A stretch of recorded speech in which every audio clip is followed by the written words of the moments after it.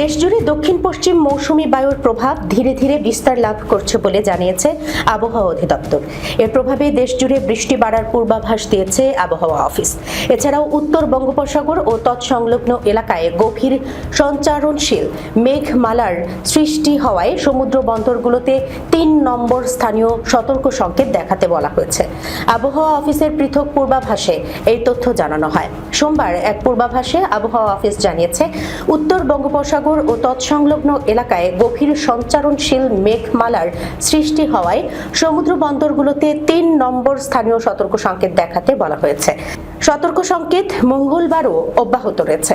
সতর্ক বার্তায় বলা হয়েছে, চট্টগ্রাম, কক্সবাজার, মোংলা ও পায়রা সমুদ্র বন্দরকে এই সতর্ক সংকেত বজায় রাখতে নির্দেশ দেওয়া হয়েছে।